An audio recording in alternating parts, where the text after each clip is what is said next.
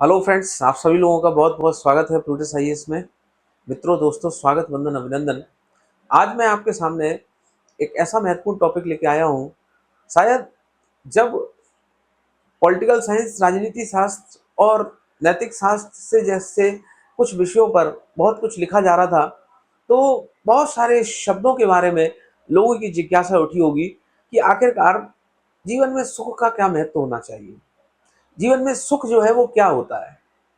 और लोगों ने यह भी अनुभव किया होगा कि सुख के साथ साथ दुख क्या होता होगा, और सुख और दुख के बीच में जीवन चलता है। तो क्या ये जीवन जो है, ये लक्ष्य क्या होना चाहिए? सुख की प्राप्ति होनी चाहिए या सुख से अलग कुछ और चीजों की प्राप्ति होनी चाहिए? तो इन्हीं में ही एक महत्वपूर्ण कंसेप्ट के बारे में आज हम चर्चा करने जाते हैं, जिसका नाम है हिडोनिज्म, अर्थात सुखवाद। यदि मैं सुखवाद की आपसे चर्चा करने का प्रयास करूं, सुखवाद के बारे में कुछ कहने का, तो सबसे पहला जो टर्म हमारे सामने आता है, सबसे पहला जो शब्द हमारे पास आता है कि आखिरकार इस सुखवाद, ये जो शब्द है हिडोनिज्म, इसका अर्थ क्या है। ये शब्द दरअसल हिडोन से बना है। ये हिडोनिज्म शब्द किससे बना है? यह हिडोन से बना है, जिसका हिडोन से ये शब्द बना है और जिसका मूल अर्थ होता है आनंद की अनुभूति, सुख की प्राप्ति। यह तो एक सामान्य जो है परिभाषा के रूप में इसको जानने का हमने प्रयास किया कि आखिरकार हेडोनिज्म, सुखवाद का मतलब क्या होता है। लेकिन वास्तविक रूप में सुखवाद को कैसे परिभाषित किया जाना चाहिए?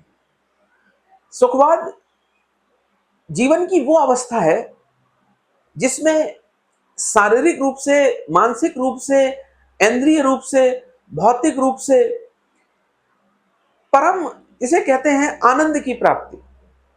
यानी सुखवाद जो है वह शारीरिक रूप से किस प्रकार से हम आनंद की प्राप्त करते हैं, उसे हम सुखवाद के रूप में यहां पर समझने का प्रयास करते हैं।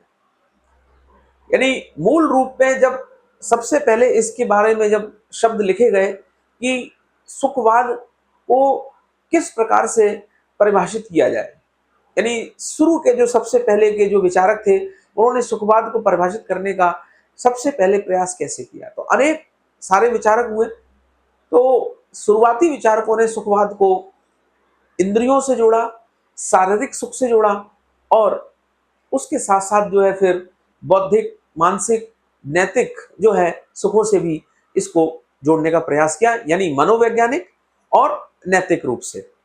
तो सुखवाद को हम किन शब्दों में समेटने का प्रयास करेंगे? सुखवाद जो है जीवन जीवन की भौतिक या शारीरिक, जीवन की भौतिक, शारीरिक, मनोवैज्ञानिक, इसको हम मानसिक अवस्था लिख देते हैं, मानसिक अवस्था को आनंद की अनुभूति के रूप में सुखवाद को सामान्य अर्थों में परिभाषित किया जाता है। यानी यहां पर दो टर्म विशेष रूप से इस्तेमाल किए जाने चाहिए। पहला है भौतिक, यानी भौतिक, या फिर जैसे हम कह सकते हैं इंद्रिय सुख, या हम इसे कह सकते हैं शारीरिक सुख, शारीरिक सुख। और दूसरा शब्द कौन सा आएगा?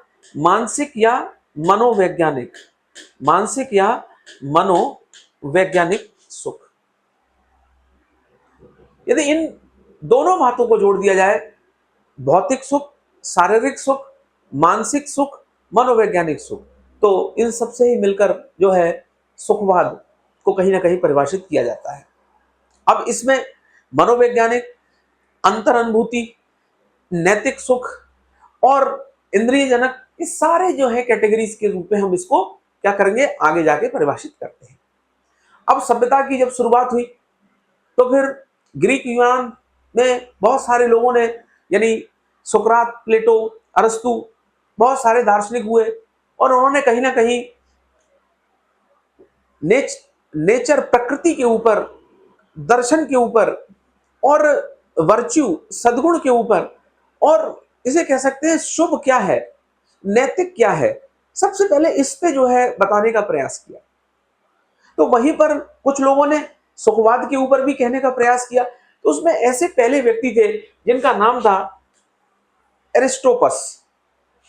एरिस्टोपस जो है, इन्हें सुखवाद का पहला जो है, इन्हें जनक कहा जाता है। इन्हें पहला जो है सुखवाद, पहला जो है व्यक्ति कहा जाता है जिन्होंने सुखवाद के ऊपर अपनी संकल्पना प्रस्तुत की। यानी एक प्रकार से इसे, इन्हें सुखवाद का जनक कहा जाता है। ये पहले ऐसे व्यक्ति थे जिन्होंने सुखवाद को परिभाषित करने का प्रयास किया। तो इनके अनुसार सुखवाद क्या होना चाहिए? इनके अनुसार सुखवाद का सामान्य अर्थ मनुष्य को वह कार्य करना चाहिए जिसमें उसे जीवन में सुख और आनंद प्राप्त हो।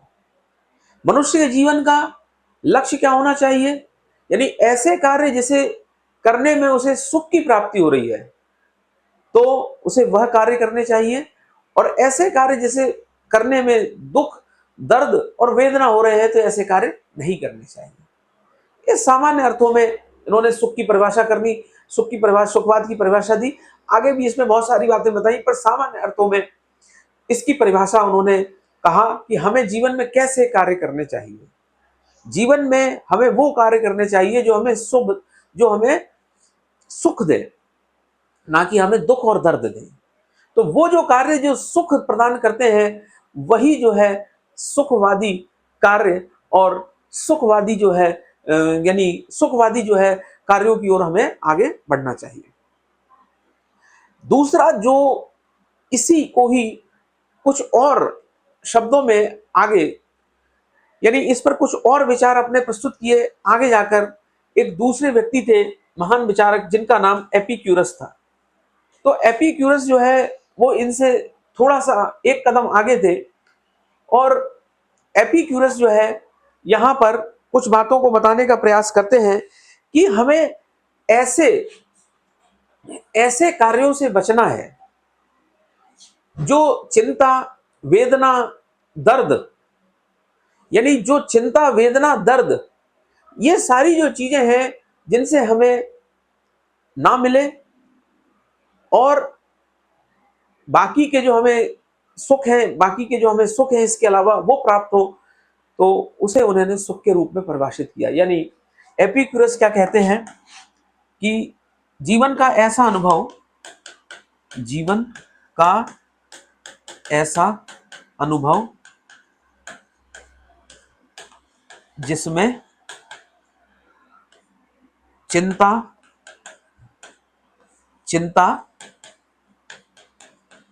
दर्द, भय, चिंता, दर्द, भय ना हो, नहीं हो, ये एपिक्यूरस बताने का प्रयास करते हैं। यानी ये कहते हैं कि वास्तव में जीवन का जो आनंद है, जो सुख है, वो किस में है। यानी ऐसी आध्यात्मिक, अब आध्यात्मिक यहां शब्द इस्तेमाल नहीं करना चाहिए, यानी ऐसी अनुभूतियों को प्राप्त करना जिसमें चिंता, दर्द, तनाव ना हो। यानी मान लीजिए हम किसी की सेवा कर रहे हैं, कोई कार्य कर रहे हैं, तो उसमें जो हमें सुख का प्राप्ति हो रही है, उसमें हमें जो आनंद की प्राप्ति हो रही है, उसे हम सुख के रूप में परिभाषित कर सकते हैं। उसे हम सुखवाद का एक मूलभूत तत्व कह सकते हैं। तो यहाँ एपिक्यूरस क्या कहने का प्रयास कर रहे हैं कि वो ऐसे किए जाने वाले वो कार्य जो हमें चिंता ना दे, भय ना दे, किसी भी प्रकार से दर्द ना दे, वेदना ना दे, तो ऐसे कार्य जो हैं वो क्या होंगे, हमारे लिए सुखवादी होंगे, एपिक्यूरस। अब उसके बाद 19वीं 20वीं शताब्दी में अगले दार्शनिक आते हैं। अगले दार्शनिक जो इसके बाद आते हैं उनमें से एक का नाम था बेंथम। इसके बाद जो अगले दार्शनिक आते हैं उनमें से अगले एक का नाम था, इनके बाद जो 19वीं 20वीं शताब्दी में आते हैं, 19वीं और जो है 20वीं शताब्दी में जो दार्शनिक आते हैं 20वीं शताब्दी में, तो उनमें से एक का नाम था बेंथम। बेंथम और बेंथम के बाद आएंगे जे एस मिल, और इनका पूरा नाम था जोर्मी बेंथम। बेंथम जो है, यानी यहां पर ये एक टर्म और लेकर आएंगे जिसे हम उपयोगितावाद कहेंगे। उपयोगितावाद के रूप में हम इसे परिभाषित करेंगे। बेंथम एक शब्द कहते हैं, अधिकतम व्यक्तियों का अधिकतम सुख, यानी सुख क्या होना चाहिए, सुख की परिभाषा क्या होनी चाहिए, कौन सा कार्य जीवन में सबसे ज्यादा सही माना जाना चाहिए, यानी ऐसा कार्य जो अधिकतम व्यक्तियों को अधिकतम सुख प्रदान करे, वही सत्य रूप में परिभाषित किया जा सकता है सुख के रूप में। तो बेंथम क्या कहते हैं? बेंथम कहते हैं ऐसा कार्य जो अधिकतम व्यक्तियों को अधिकतम सुख प्रदान करे, अधिकतम व्यक्तियों को अधिकतम सुख प्रदान करे, अधिकतम व्यक्तियों को अधिकतम सुख प्रदान करें। उनकी नजर में वो परम आनंद, परम प्लेजर, परम सुख और परम नैतिक कार्य है। यदि किसी व्यक्ति को शराब पीने में आनंद आ रहा है तो वो खूब शराब पिए। यहां पर बेंथम मात्रात्मक सुख की बात करते हैं, यहां पर बेंथम मात्रात्मक सुख की बात करते हैं, और इसका मापन के लिए वो 8 प्रकार भी बताते हैं और तीव्रता का भी वो जिक्र करते हैं। तीव्रता, इंटेंसिटी। तो बेंथम ये कहते हैं कि सुख जो है वो सामान्यतः कैसा होता है? मात्रात्मक। वो ये कहते हैं यदि किसी व्यक्ति को सांप सीढ़ी खेलने में जो आनंद आता है, और यदि किसी व्यक्ति को गणित के कठिन सवाल सॉल्व करने में जो सुख की प्राप्ति होती है, ये लगभग दोनों बराबर हैं। और मात्रात्मक सुख में बेंथम यहां पर यह भूल गए कि सुख में गुणात्मक अंतर भी होता है, यानी किसी की सेवा करने का जो सुख है और ताश खेलने का जो सुख है, दोनों में जमीन आसमान का अंतर हो सकता है। यानी एक बर्गर खाने का सुख और एक गणित की महत्वपूर्ण पहली को सॉल्व करने का सुख, इन दोनों में महत्वपूर्ण अंतर हो सकता है। जीवन में बहुत महत्वपूर्ण किताबों का अध्ययन करने का सुख, ये लंबे समय तक बना हुआ सुख रह सकता है, और वही कुछ मिठाई या फिर कुछ महत्वपूर्ण पकवान खाने का सुख, इन दोनों में अंतर हो सकता है। गुणात्मक अंतर भी हो सकता है, मात्रात्मक भी हो सकता है, लेकिन बेंथम यहां पर गुणात्मक अंतर को बताना भूल गए। यानी बेंथम जो है वो यहां पर किसकी चर्चा करना भूल गए, यानी वो सुख में मात्रात्मक, यानी सुख को मापा जा सकता है, और वो ये कहते हैं जो अधिकतम व्यक्तियों का अधिकतम सुख है, वही कार्य सही है, वही कार्य जो है होना चाहिए, उसी कार्य को सही माना जाएगा। यानी यहां पर बेंथम यह कहने का प्रयास करते हैं यदि किसी व्यक्ति को शराब पीने में आनंद आता है तो वो शराब खूब पिए। यहां बेंथम यह कहते हैं यदि किसी व्यक्ति को खाना खाने में बड़ा आनंद आता है तो वो बेहिसाब खाना खाए।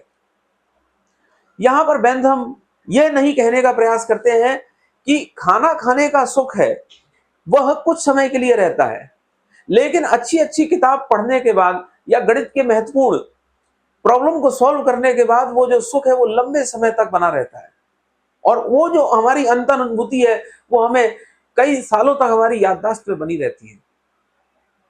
तो बेंथम का सुख कैसा है? मात्रात्मक।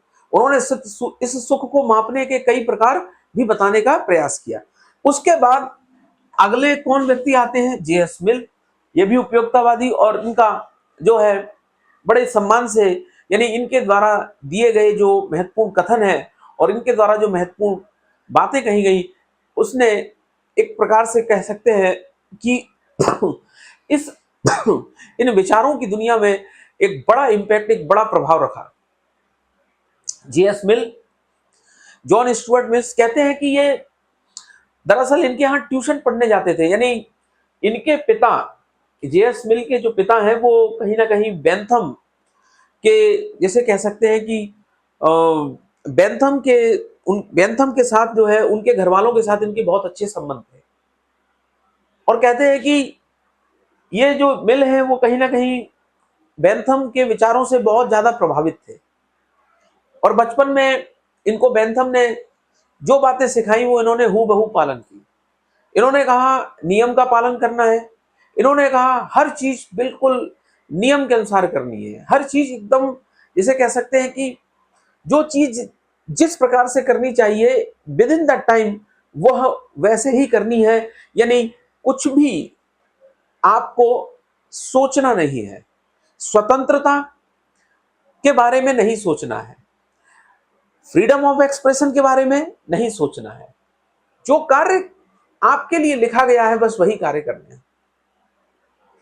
तो कहा जाता है कि ये जो J.S. मिल थे, ये अवसाद में चले जाते हैं, ये जो है फ्रस्ट्रेशन में चले जाते हैं। और कुछ समय के बाद एक ऐसा समय आता है कि कहते हैं कि J.S. मिल जो है वो, यानी बहुत एक जीवन की, इसे कहते हैं उदास अवस्था में से गुजर रहे होते हैं। और जब ऐसी अवस्था से J.S. मिल गुजर रहे होते हैं, तो यानी इनकी एक महिला मित्र भी थी। तो महिला मित्र जो है वो भी, कई बार इनका आपस में विवाद होता था। महिला मित्र से इनके कहीं ना कहीं, जिसे हम कह सकते हैं कि सब कुछ ठीक नहीं था। कई बार जो है ये, जिसे हम कह सकते हैं कि विवाद हो गया। कई बार जो है चीजें जो है वो कहीं ना कहीं बिगड़ती हैं बात बात में। तब लास्ट में जब ये जीवन में जो, जिसे कह सकते हैं कि इनको ये सिखाया गया था कि आप सब चीजें यदि टाइम से करते हो, सब चीजें यदि आप सारी चीजें यदि आप एक प्रकार से, जो पहले से जो तय चीजें आपके लिए बना दी गई है कि ये चीज करना है, यदि वैसे करते हो तो आपका जीवन परम सुख रहेगा, परम आनंद रहेगा। लेकिन बेंथम को ऐसा अनुभव नहीं हुआ, लेकिन मिल को ऐसा अनुभव नहीं हुआ। जो बातें बेंथम ने कहा था कि आप पहले से ये निश्चित है कि आपको ऐसा करना है, इसके बाद ऐसा करना है, वो सारी चीजें बेंथम ने की। लेकिन बेंथम को जो है, बेंथम सॉरी बेंथम ने जो कहा मिल से, मिल ने वो सारी बातें करने का प्रयास किया कि आपको समय पे ये काम करना है, उसके बाद ये काम करना है, उसके बाद ये काम करना है। वो सारी बातें मिल ने करी, लेकिन मिल को वो सुख प्राप्त नहीं हुआ, मिल को वो अनुभव प्राप्त नहीं हुआ, जिसे कहते हैं परम सुख वाला अनुभव। तो हार फिर के ये अपनी महिला मित्र के पास जाते हैं, गर्लफ्रेंड के पास जाते हैं। और फिर जब ये गर्लफ्रेंड के साथ कहीं नदी के किनारे, पेड़ के नीचे, पार्क में या अन्य स्थान पर जाकर बैठते हैं और वहां पर जाके टाइम स्पेंड करते हैं, घंटों घंटों बैठे रहते हैं। और वो जो इनकी महिला मित्र, जिससे शुरुआत में जो मैंने कहा कि थोड़ा सा लड़ाई झगड़ा हो गया था, बाद में जो है महिला मित्र के साथ जब ये बैठते हैं तो घंटों घंटों जो है नदी के किनारे बैठे हैं, पहाड़ पर बैठे हैं और बिना कारण बैठे हैं। जबकि बेंथम ने ये शिक्षा दी थी कि बिना कारण जो है आपको कहीं नहीं बैठना है, आपको अपने जीवन में निरंतर कार्य करते रहना है। जीवन में निरंतर जो आपके साथ, जो आपके लिए जो टारगेट, जो लक्ष्य घोषित किया गया है, उस पर निरंतर आगे बढ़ते रहना है। निरंतर जो है आपको इस कार्य के लिए आगे बढ़ते रहना है। लेकिन जब थक हार कर J.S. मिल को सुख की प्राप्ति नहीं होती है और वो जैसा उनको ज्ञान मिला था अपने गुरु से, वो जब उनको प्राप्त नहीं हो पाता है, तो वो अपने महिला मित्र के साथ जो है वो टाइम स्पेंड करते हैं। और वो वैसा टाइम स्पेंड करते हैं जिससे कोई भी, किसी भी प्रकार से कोई लक्ष्य की प्राप्ति नहीं होने वाली है। यानी वो घंटों घंटों जो है पहाड़ पर बैठे हैं, घंटों घंटों जो है वो नदी के किनारे बैठे हैं, पेड़ के किनारे बैठे हैं, पार्क में बैठे हैं, फिर कुछ समय बाद जेएस मिल जो है वो गहन चिंतन में जाते हैं, विचार करते हैं। तब उनको ये समझ में आया कि मुझे जो असली सुख है वो स्वतंत्रता से प्राप्त हुआ। यानी जब मैं पेड़ के किनारे बैठा, मैं नदी के किनारे बैठा, मैं एकांत में बैठा, मैं किसी पार्क में बैठा, तब मुझे बड़ा अच्छा फील हुआ। जबकि मेरे गुरु ने बताया गया जो मेरा एक पूरा एक कार्यशैली थी, मैंने वो पालन किया तो मुझे जीवन में हमेशा सफलता मिली, लेकिन सुख नहीं मिला। रिजल्ट मिला लेकिन परम आनंद सुख नहीं मिला। तो यहां पर जीएस मिल सोचते हैं कि आखिरकार आखिरकार ये जो सुख है वो प्राप्त कहां से हुआ। तो वो कहते हैं ये जो सुख है, ये स्वतंत्रता, ये जो हमारा फ्रीडम है, और इसको उन्होंने 3 प्रकार से समझाने का प्रयास किया है कि ये जो हमारी विल है, ये जो हमारी स्वतंत्रता है, ये जो हमारी सोच है, इससे सुख प्राप्त हुआ है। और यही कारण है कि ये जो जेएस मिल है, ये स्वतंत्रता के बहुत बड़े पक्षधर थे। जेएस जो मिल थे, ये स्वतंत्रता के बहुत बड़े पक्षधर थे, स्वतंत्रता के बहुत बड़े पक्षधर थे, बहुत बड़े पक्षधर थे, बहुत बड़े पक्षधर थे। और इनका प्रसिद्ध कथन है जेएस मिल का कि जो लोकतंत्र है वो बहुमत का एक प्रकार से कह सकते हैं कि लोकतंत्र बहुमत की गुलामी है। यानी ये लोकतंत्र के लिए भी, स्वतंत्रता के लिए समाज शब्द का इस्तेमाल करते थे, और लोकतंत्र को इन्होंने बहुत अच्छा नहीं माना। इन्होंने स्वतंत्रता को सर्वाधिक महत्व दिया। हाँ, लेकिन इन्होंने इतना कहा कि जो स्वतंत्रता है वो कैसी होनी चाहिए। यदि पहला है एक्शन, एक्ट, यानी कार्य करने की स्वतंत्रता हमारे पास होनी चाहिए, किसी भी प्रकार से कार्य करने की। वो कहते हैं बेंथम कि हम किसी भी प्रकार से कोई भी कार्य करने की स्वतंत्रता है, लेकिन जब हमारे कार्य करने से दूसरे की स्वतंत्रता बाधित हो जाए, वहां पर कोई परेशानी हो, तो फिर वो कार्य हमें नहीं करना है। यानी आपकी स्वतंत्रता कब तक है? जब तक किसी दूसरे की स्वतंत्रता बाधित ना हो। ठीक उसी प्रकार यानी ये कार्य करने की स्वतंत्रता, इसी प्रकार विचारों की स्वतंत्रता, फ्रीडम ऑफ एक्सप्रेशन की स्वतंत्रता, उसमें भी जो मिल है वो ये कहते हैं कि हमारी स्वतंत्रता, हमारे विचारों की स्वतंत्रता कब तक सही है? जब तक दूसरे की स्वतंत्रता या दूसरे के विचार जो है वो प्रभावित नहीं हो। यहां पर जीएस मिल सबसे ज्यादा महत्व किसे दे रहे हैं? स्वतंत्रता को। और यही कारण है कि उन्होंने अपनी पुस्तक भी इसी नाम से लिखी। तो वो ये कहते हैं कि एक स्टीरियोटाइप का जो स्ट्रक्चर, जो ये बेंथम का जो फॉलो कर रहे थे, बोला उससे मुझे सुख नहीं मिला। सुख मुझे किससे मिला? स्वतंत्रता से। तो यहां पर जेएस मिल जो है, इनके कुछ प्रसिद्ध कथन भी हैं। जैसे एक मैं प्रसिद्ध कथन के बारे में आपसे चर्चा करूं कि इनके प्रसिद्ध कथन जेएस मिल का, जेएस मिल कहते हैं कि प्रतिबंध के रूप में हर प्रतिबंध अपने आप में एक दोष है। जेएस मिल कहते हैं कि व्यक्ति स्वयं अपने हितों का रक्षक है। जेएस मिल कहते हैं स्वतंत्रता स्वयं साध्य है, साधन नहीं है। जेएस मिल कहते हैं स्वतंत्रता क्या है? एंड है। स्वतंत्रता जो है वह एंड है, स्वतंत्रता जो है वो मीन्स नहीं है। स्वतंत्रता स्वयं साध्य है, मीन्स नहीं है। यानी स्वतंत्रता ये जो है एक स्वयं में एक अंतिम, जिसे हम पड़ाव कह सकते हैं। यानी जब तक व्यक्ति जीवित है, कहीं ना कहीं स्वतंत्रता बनी रहनी चाहिए। तो कितना अच्छा कथन है, स्वतंत्रता स्वयं एक साध्य है, साधन नहीं है। व्यक्ति स्वयं अपने हितों का संरक्षक है। जेएस मिल के कुछ ये विचार हैं। तो जेएस मिल को उपयोगितावादी का एक बड़ा विचारक माना जाता है, और जेएस मिल ने स्वतंत्रता जो है के बारे में चर्चा की और उनके कुछ अन्य महत्वपूर्ण कथन भी प्रसिद्ध है कि एक संतुष्ट सुअर होने से अच्छा है एक असंतुष्ट मनुष्य होना। उन्होंने यह भी कहा कि संतुष्ट एक संतुष्ट सुअर होने से अच्छा है एक संतुष्ट सुअर होने से अच्छा है एक असंतुष्ट मनुष्य होना। ठीक इसी प्रकार उनका एक और दूसरा प्रसिद्ध कथन है कि एक असंतुष्ट सुकरात होने से एक मूर्ख होने से अच्छा है एक असंतुष्ट सुकरात होना। दूसरा उनका प्रसिद्ध कथन है, क्या कथन है उनका दूसरा प्रसिद्ध? एक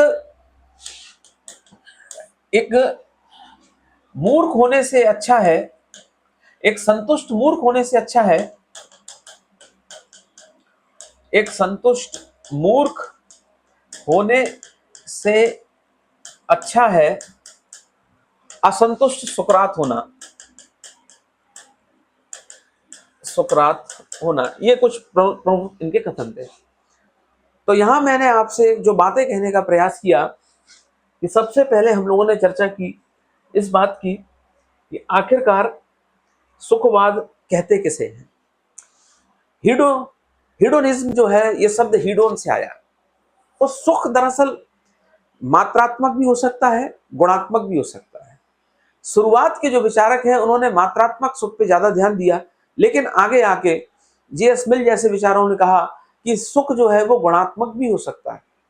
गुणात्मक मतलब ये कि किसी की सेवा करने में जो सुख प्राप्त हो सकता है शायद उसे मात्रात्मक सुख में अनुभव ना किया जा सके। गुणात्मक सुख के अंतर्गत किसी की सेवा करने में, गुणात्मक सुख के अंतर्गत जो है कोई किताब पढ़ने में, कोई महत्वपूर्ण ज्ञान की बातें पढ़ने में, कोई नॉवल पढ़ने में, गणित के सवाल लगाने में, इसमें भी सुख प्राप्त हो सकता है। और ये भी एक सुख प्राप्त हो सकता है कि कोई माँ है वो अपने बेटे को फौज में भर्ती करते हुए कहती है कि तुम जाकर जो है देश की रक्षा करो, और सामने यदि गोली भी खानी पड़े तो कोई दिक्कत नहीं है। यानी देश की रक्षा के लिए यदि कोई जवान मरता है तो उसकी माँ भी इस बात में संतुष्टि या सुख का अनुभव करती है कि मेरा जो बेटा है वो देश की रक्षा के लिए मरा है। अब यहां पर मैं आपसे जो बात कहने का प्रयास कर रहा हूं कि सुखवाद को परिभाषित करने के लिए कौन से शब्दों का प्रयोग किया गया कि ऐसी परिस्थितियां जो हमारे शारीरिक और मानसिक अनुभव को आनंद प्रदान करें, यह सुखवाद है। फिर उसमें क्या कहा गया कि ऐसी परिस्थितियां जो वेदना, दर्द, चिंता, भय से दूर रखें और हमें क्या प्राप्त करें, आनंद प्राप्त कराएं, वो सुख है। फिर कहा गया कि सुख कैसा है, मात्रात्मक है। फिर कहा गया कि सुख मात्रात्मक के साथ साथ गुणात्मक भी हो सकता है।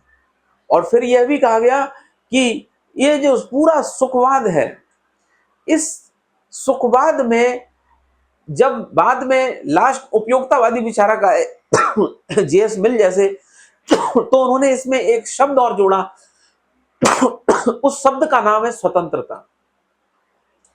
लोकतंत्र, वो कहते हैं लोकतंत्र बहुमत का अत्याचार है। यानी वो स्वतंत्रता को, व्यक्ति की स्वतंत्रता को सर्वाधिक महत्व देते हैं। और यहां पर मैं एक कदम और आगे बढ़ जाऊं, यानी एक लाओ त्से, एक व्यक्ति का नाम है लाओ त्से। लाओ त्से, लाओ त्से के द्वारा एक बात कही गई, ताओ ताओ बात कही गई। तो लाओ त्से कहते हैं कि ये लाओ त्से के कथन पर तो मैं आपसे भी चर्चा करूंगा। मतलब ओवरऑल जो बात कही गई कि आखिरकार जो सुख है वो सुख हमें कब महसूस होता है, जब दुख होगा। यानी सुख जो है वो सापेक्ष है। यदि दुख नहीं होगा तो हमें सुख का अनुभव कभी नहीं होगा। यदि हम जीवन में केवल सुख को प्राप्त करना चाहें तो जो जीवन है वो आगे बढ़ ही नहीं सकता, क्योंकि जीवन में सुख और दुख तो दोनों ही होने हैं।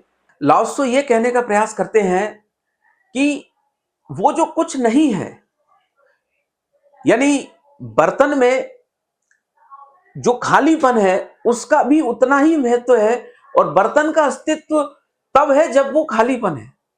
यदि वो खालीपन नहीं होगा तो वो बर्तन का अस्तित्व भी नहीं होगा। इसी प्रकार लाओसे जो है वो इस संपूर्ण आकाश, यानी वो कहते हैं कि ये जो आकाश है इसको बुद्धि के माध्यम से, तर्क के माध्यम से नहीं समझाया जा सकता। लाओसे अगला उदाहरण देते हैं बहता हुआ पानी। लाओसे अगला उदाहरण देते हैं कि वो जो बिंदु है, यानी कई प्रकार के जो बिंदु है उसके बीच की जो जगह है उसका भी उतना महत्व है जितना कि वो बिंदुओं का। यानी वो लाओसे जो है इसको एक अगला उदाहरण देते हैं संगीत का। यानी वो कहते हैं संगीत जो है उसका मूल उद्देश्य तब सफल होता है, वो जो संगीत में जब बीच में एक खालीपन आता है, यानी संगीत में यदि थोड़ा सा, जिसे हम कहते हैं रुकावट ना आए, संगीत जो है, संगीत में बीच बीच में यदि संगीत में ना, तो वो संगीत जो है वो जैसे कह सकते हैं कि वो पूरी तरीके से एक सिस्टम नहीं बन पाएगा।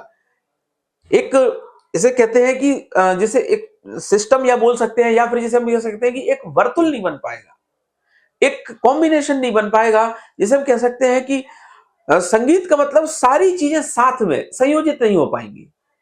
तो कहते हैं वो संगीत में वो जो बीच में जो थोड़ा सा खालीपन होता है वो उस संगीत को महान बनाता है। तो यहां पर लाओसे ये कहने का प्रयास करते हैं कि ये जो दुख है, ये दुख जो है सापेक्ष है, किसके? सुख के। यदि सुख नहीं होगा तो दुख भी नहीं होगा, यानी दुख के कारण ही तो सुख है। तो सुख की अवस्था जो है वो उस दुख के साथ चलनी है। और यहां पर लाओसे इसको ताओ के साथ जोड़ते हैं। ताओ का तो बहुत बड़ा अर्थ है, चैप्टर 2 में, चैप्टर 18 में इसकी वो विस्तृत व्याख्या करते हैं। तो इसको वो संगीत के माध्यम से बताने का प्रयास करते हैं, इसको वो बहते हुए पानी के माध्यम से बताने का प्रयास करते हैं, इसको वो खुले गगन, खुले आकाश के माध्यम से बताने का प्रयास करते हैं, वो जिसे नहीं परिभाषित किया जा सकता। तो वो कहते हैं कि ये जो जितनी भी जो चीजें हैं वो संगीत की तरह, यानी चार संगीतज्ञ संगीत बजा रहे हैं, लेकिन उनमें एक कॉम्बिनेशन है, उनमें एक सुर ताल की लयबद्धता है, और वही जो लयबद्धता है उसी को ही उन्होंने कहा कि यही जो है वो, इसे हम कह सकते हैं कि प्रकृति का मूल रहस्य है। यानी बहते हुए पानी का वो जो कहते हैं कि वो जो संगीत है, वो जो एक सिस्टम जो चल रहा है साथ में, यानी वो जो लयबद्धता है, वही जो आकाश के नीचे वो जो लयबद्धता है, जो सारी चीजें, वो कहते हैं जब तक उससे कनेक्ट नहीं होंगे तब तक सुख जो है, यानी परम सुख जो है वो प्राप्त नहीं हो सकता। तो यानी यहां पर मैंने सुखवाद को लाओसे तक जो है ले जाने का प्रयास किया। किस प्रकार जो है सुख को पहले इंद्रिय जन्य माना गया, किस प्रकार सुख को पहले मात्रात्मक माना गया, फिर सुख को गुणात्मक माना गया, फिर सुख की परिभाषा में लोगों ने कहा कि यह मनोवैज्ञानिक भी होता है, या अंतर्मन भी होता है, या नैतिक भी होता है, और सुख जो है वो कहीं ना कहीं जो है हमारे केंद्र बिंदु, जीरो बिंदु जो है, शून्यता तक जो है को पहुंचाने का प्रयास किया गया।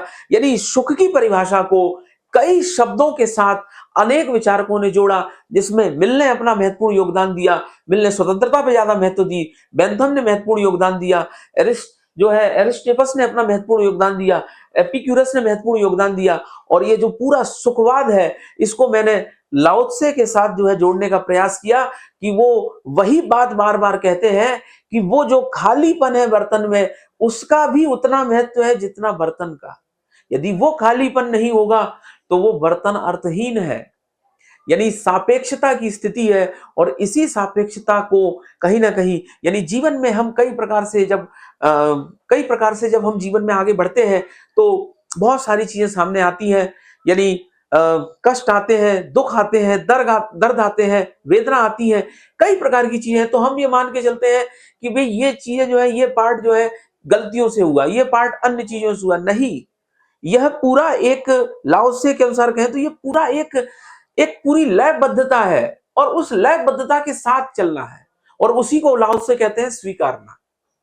तो कहीं ना कहीं इन बातों को, सुखवाद को जो है मैंने यहां से शुरुआत करते हुए लाओसे तक पहुंचाने का प्रयास किया, ताकि इसकी तुलना कर सके और इसकी सापेक्षता के महत्व को बता सके, और जो उन्होंने इसको पूरे को और बड़े दृष्टिकोण से समझाने का प्रयास किया है, तो हमने थोड़ा और भी इसको बड़े दृष्टिकोण से भी पढ़ने का प्रयास किया। तो मुझे लगता है काफ़ी सारी चीज़ें आज हम लोगों ने चर्चा कर पाएँ। तो आज के लिए इतना ही। आप सभी लोगों का बहुत-बहुत धन्यवाद। वंदे मातरम, भारत माता।